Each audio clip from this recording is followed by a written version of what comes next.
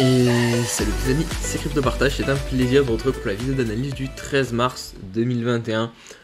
Vous avez pu le constater, une nouvelle intro, j'espère qu'elle vous a plu, dites-le moi en commentaire. Pour tous les nostalgiques de l'ancienne intro et notamment la musique, je sais qu'elle était pas mal appréciée. Et j'ai quand même gardé la musique pour l'outro, donc voilà, vous la retrouverez en fin de vidéo. On se retrouve sur CoinMarketCap, parce que Coin360 ne fonctionnait pas ce matin, bon ça change pas grand chose.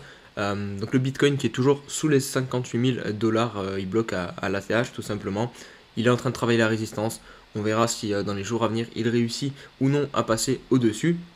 Donc quand même plus 7% en 7 jours, pardon. Ethereum qui sous-performe toujours Bitcoin, seulement plus 12%. Binance Coin plus 17%. Et on va faire un petit tour vite fait sur les perfs de la semaine, avec notamment évidemment le Chiliz qui n'en finit plus de monter, 0,86 dollars, plus 700% en 7 jours. Et je voulais rapidement revenir sur un petit commentaire un petit peu désagréable, j'ai trouvé hier qu'il y a eu sur la vidéo, qui m'a dit que j'avais raconté n'importe quoi, puisque j'avais dit que le Chiliz, c'était pas du tout le bon moment de rentrer. Et évidemment derrière il a fait encore un x2 puisqu'il est venu quasiment chercher les 1 dollar hier. Donc je tenais à dire que en fait les conseils que je vous donne, vous ne devez pas les prendre pour acquis, vous ne devez pas les appliquer forcément à la lettre. C'est juste je partage, en fait vous devez voir mes vidéos comme un partage d'avis et d'opinion, et ensuite vous devez la contester, la remettre en question par rapport à votre opinion et prendre vos décisions en fonction de ça. Mais en aucun cas, quand je vous dis de ne pas rentrer sur un truc, vous devez l'appliquer à la lettre. Je ne suis pas conseiller financier. Et du coup, pour répondre à cette personne-ci, si elle souhaite rentrer sur un truc qui a fait plus 700% en 7 jours, c'est elle qui prend la décision, c'est pas moi. Elle n'a pas à m'écouter moi, c'est chacun investit comme il le souhaite. Moi, je n'investis pas comme ça. Quand il y a un truc qui fait 700% en 7 jours et qui monte à la verticale, je ne rentre pas dessus. Après, voilà, libre à vous de rentrer dessus si vous le souhaitez, tout simplement. Bref, parenthèse close. Du coup, on a aussi Theta Fuel qui a plus 169%, ANKR 130% et Polygon Matic aussi qui a pris 90%. Comme d'habitude, n'oubliez pas le petit pouce bleu et le petit commentaire qui remercie mon travail et qui permet à la chaîne de se développer, bientôt les 6000 abonnés. Donc vraiment, tous les nouveaux qui arrivent sur la chaîne, n'hésitez pas à vous abonner et à activer la cloche.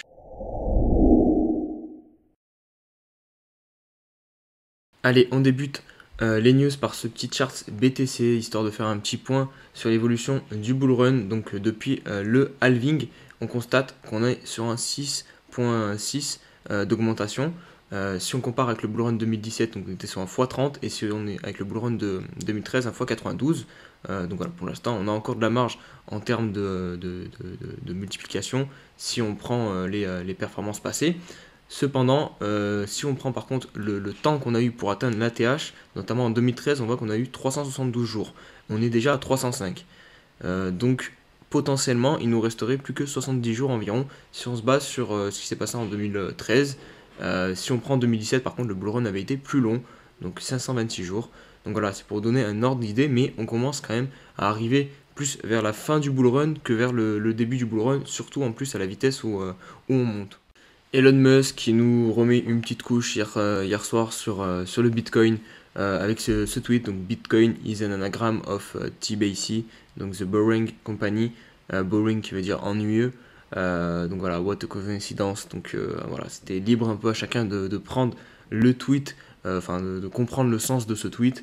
Résultat sur le cours, pas grand chose, puisqu'il n'y a pas eu vraiment de pump comme quand il a annoncé, notamment qu'il avait acheté avec Tesla du Bitcoin. Là c'est quand même une news, enfin c'est pas une news, c'est rien du tout, c'est juste un petit tweet. Donc on voit que même s'il a une grosse influence, maintenant les gens ont compris qu'Elon Musk jouait avec ça, et c'est un peu en train de se calmer. Après, c'est clair que si demain il annonce qu'il achète pour, je sais pas, 1 milliard de bitcoin en plus, là, ok, je pense que sur le cours, on verra quelque chose, mais là, ce genre de tweet, non, ça ne fait pas bouger le cours. Tagado Bitcoin qui nous alerte, entre guillemets, sur tout simplement la hausse fulgurante du Bitcoin en mensuel, donc 6e mois consécutif de hausse pour le BTC. Donc voilà, ça c'est vraiment quelque chose qu'il faut surveiller. Comme je vous dis souvent, prenez du recul sur les graphiques, et vraiment quand on se met en mensuel sur Bitcoin, c'est quand même pas très... Enfin si, c'est joli à voir parce que voilà, c'est plaisant, c'est du vert, pour l'instant tout va bien, mais voilà, il va falloir se méfier de la chute, et vraiment... ouais, on va pas pouvoir continuer à monter comme ça indéfiniment sans faire de petites corrections, sans prendre du temps, sans prendre un peu plus de temps avant de monter. Vous voyez vraiment là, c'est un empilement de bougies vertes en mensuel. Je crois que le RSI est pas loin de 90. Il faudrait vérifier ça. Mais évidemment, au bout d'un moment, ça va surchauffer et on va corriger. Et je vais conclure ces news par ce tweet de Cryptost. Donc le sujet des crypto-monnaies sera désormais abordé dans le programme scolaire des lycéens de Géorgie aux États-Unis. Donc voilà, petit à petit, les cryptos commencent à intégrer notre société et surtout le système éducatif. Donc c'est vraiment pas mal, le système scolaire.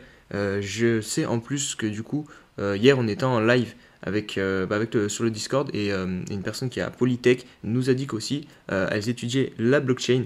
Donc voilà, petit à petit, on commence à étudier la blockchain et ça montre vraiment que voilà, il n'y a pas que l'aspect spéculatif sur les crypto-monnaies et heureusement derrière, il y a vraiment une technologie qui est très promoteuse et qui pourra, enfin en tout cas j'espère, changer bien des aspects de notre société.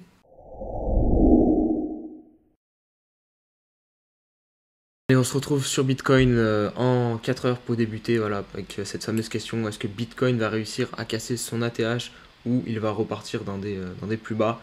Personnellement, je pense qu'il va casser son ATH dans les jours à venir. Voilà, c'est mon petit scénario que je jouerai, enfin que si j'étais trader. Puisque regardez là, on est vraiment en train de consolider sous l'ATH. On voit bien que c'est l'ATH qui nous bloque. On a récupéré, enfin on a la moyenne mobile à la MA21. On monte en plus dans un petit canal. Regardez ici, je vais vous le dessiner. Hop, hop, vraiment très propre. Donc voilà, je pense que le RSI en plus, il y a de la marge en H4. Si on se met aussi rapidement en daily, on peut constater pareil qu'au niveau du RSI, on n'est même pas encore en surachat. Donc pour moi, on a la possibilité de casser très prochainement l'ATH. On se retrouve sur l'Ether et pas contre le dollar mais contre le Bitcoin. Voilà, ça change de tous les jours un petit peu comme ça et c'est très intéressant des fois de regarder contre le Bitcoin, voir où on en est. Et c'est pas forcément très joli ce que nous fait Ethereum. Si on prend quand même la tendance de fond long terme, on est aussi, vous voyez, on est dans un canal ascendant très propre, hein, on est en train de monter. Mais là, à court terme, on est tout simplement sur le bas du canal. Il va falloir ne pas le perdre. Normalement, on devrait réagir là, repartir. Ça serait vraiment urgent et sympathique que Ethereum reparte. Je sais qu'il y a beaucoup de personnes qui sont positionnées dessus, et dont moi-même, hein, je ne vais pas le cacher, voilà. Je suis très bullish sur le projet Ethereum, et évidemment j'aimerais bien que ça reparte à la hausse très rapidement, que ce soit contre le Bitcoin ou contre le dollar. On poursuit avec Riff qui m'est quand même beaucoup demandé aussi, donc voilà, je vais le faire. Hier en plus j'ai posté un petit tweet sur Twitter, donc voilà, n'hésitez pas d'ailleurs à me suivre sur Twitter si c'est pas déjà fait. Régulièrement je donne des petits signaux que je trouve intéressants sur les cryptos. Et là Riff c'est vraiment sympa, regardez, on a eu cette belle séance qu'on a cassé, on a cassé la ligne de coup à la hausse, on est venu faire le pullback dessus. Au niveau du MACD on est bien orienté, le RSI il y a de la marge, évidemment l'objectif de la séance c'était du coup un retour sur les niveaux de l'ATH, on y est presque, vous voyez donc très intéressant Riff au niveau du court terme. On poursuit avec ADA Cardano qui est en pleine correction actuellement après son ATH à 1,54$. Voilà, on corrige, on a cassé le biseau ascendant tout simplement. Regardez, ici on le fracture, on descend par le bas, on perd la MA21 en plus. Donc pour l'instant, au niveau du RSI, ça dégonfle aussi, puisque regardez, on est à 90, donc tranquillement, dans un petit canal descendant, on descend. Le MACD a aussi cross bearish. Voilà, les deux moyennes sont en train de s'éloigner. Donc voilà, que des signaux d'une tendance baissière pour le moment sur Cardano. Si on se met en weekly, hop, voilà, histoire de prendre un peu de recul, on voit quand même qu'on a eu une grosse hausse au niveau de ADA Cardano pour atteindre les 1,55$, entamé ici, tout simplement, vraiment en weekly, c'est ici le breakout. On voit ici qu'on a eu le double bottom avec l'accumulation, on a break, et direct on a été propulsé en fait à l'ancien ATH de 2017, donc c'est monté très vite. C'est pas compliqué, regardez, on est venu chercher un RSI à 93, donc c'est énorme, à l'intérieur d'un petit canal ascendant aussi. Et maintenant tout simplement, comme je vous le dis, ça ne monte pas au ciel les trucs indéfiniment. Au bout d'un moment les gens prennent des profits, et même si le projet peut-être va monter plus haut à l'avenir et à la fin du bull run, à court terme il faut corriger, il faut dégonfler comme je dis les indicateurs, et c'est ce qu'on est en train de faire en échelle de temps weekly et même en daily du coup. Donc voilà, on corrige. Pour l'instant on voit clairement c'est que la barrière psychologique des 1 $, et aussi celle de, c'était tout simplement la clôture de 2017, donc qui est en train de nous servir de support. Maintenant il va falloir attendre un peu plus longtemps parce que là on n'a pas de signaux de retournement de tendance, que ce soit enfin c'est surtout en daily qu'on n'a pas de retournement de tendance, donc au niveau du court terme. Donc voilà, il faut attendre tout simplement sur Cardano. Allez, on va poursuivre avec deux projets de crypto-monnaies qui ont été analysés par MSN, une personne de notre Discord. Donc, il nous a fait une belle analyse fondamentale et qui voilà, voulait une petite analyse technique en plus et sur l'ensemble du Discord aussi. Donc voilà, raison de plus d'ailleurs pour nous rejoindre sur le Discord. Désolé pour les petits bruits ce que vous entendez sûrement en fond, j'ai des travaux à côté de chez moi, donc voilà, je fais avec. J'espère que vous n'entendrez pas trop. Donc voilà, le premier projet c'est Walton. Donc c'est un projet qui a connu déjà le Bull Run de 2017 et qui depuis a quand même beaucoup corrigé, mais il montre une réaction ici puisqu'il repart en tendance haussière en weekly. Il a brisé la tendance baissière ici en récupérant le dernier plus haut. Donc voilà, ça repart à la hausse.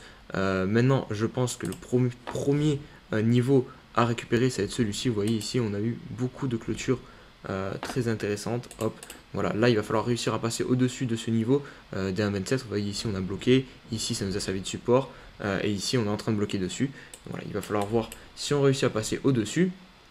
Attendez, je vais vous dessiner aussi la petite zone d'accumulation qu'on a eu et où on est venu faire un pullback vraiment parfait dessus. Regardez, hop, on l'a cassé. Ensuite on vient faire le pullback dessus et maintenant on a cette zone qui nous bloque. Au niveau du RSI on a encore un peu de marge. On voit qu'on est dans une belle tendance haussière aussi. Donc voilà, je pense qu'on va réussir à casser cette résistance, à passer au-dessus. Et là, pareil, ça sera intéressant, si vous voulez rentrer sur le projet, d'attendre que ça monte un petit peu et de venir, pourquoi pas, payer le pullback sur cette résistance. Allez, on va poursuivre avec Mithril. Pareil, ça c'est un projet qui a été analysé sur le Discord. Donc c'est exactement à peu près la même pattern que je viens de vous présenter il y a quelques secondes, un coins de 2017 qui avait fait un gigapump et depuis qui a complètement retracé, qui est retourné un peu dans les bas-fonds, enfin presque à zéro, hein, tout simplement, des 0.001. Cependant il n'est pas mort parce que voilà, il repart en tendance haussière aussi. Déjà bon, on va faire comme d'hab la petite zone d'accumulation, on va la matérialiser, hop, vous voyez.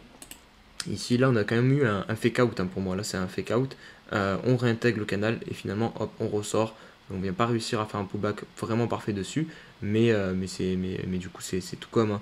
Jusque là, si vous avez mis vos ordres d'achat trop sur le pullback, trop à ce niveau-là, du coup, vous faites un peu niquer puisque le train part sans vous. Donc, c'est pour ça qu'il faut toujours mettre ses ordres d'achat un petit peu au-dessus des zones évidentes. Comme ça vous permet de choper ce genre de mèche. On voit que les moyennes mobiles ont croisé aussi boule à ce niveau-là à peu près. Donc ça c'est aussi intéressant. Ça prouve que la tendance haussière est bien repartie en weekly. Au niveau du RSI pareil, on monte bien. Attention parce qu'on arrive quand même sur un niveau qui nous avait stoppé ici, le niveau 77. Donc il va falloir se méfier au niveau du court terme. Et on constate que c'est tout simplement ce niveau-ci là pour l'instant qui nous bloque, qui nous a servi de support pendant tout ce temps ici et qu'on a perdu ensuite pour venir chercher cette zone d'accumulation. Donc pareil, j'attendrai quand même qu'on casse cette résistance ou alors qu'on fasse un retour sur ce haut du range pour pouvoir rentrer sur Mithril, ou alors qu'on fasse un truc pareil comme ça, qu'on monte et qu'on vienne faire un pullback sur cette résistance. Voilà les amis, c'est tout pour cette vidéo, j'espère qu'elle vous a plu. Si c'est le cas, comme d'hab, n'oubliez pas le petit pouce bleu et le petit abonnement pour les nouveaux, très important, pour aller chercher les 6000 abonnés sur la chaîne. Et surtout, si vous voulez plus de crypto partage et rejoindre la communauté, rejoignez-nous sur notre Discord et sur le Twitter. Je vous souhaite une bonne journée et on se dit à demain pour une nouvelle vidéo. Allez, ciao ciao.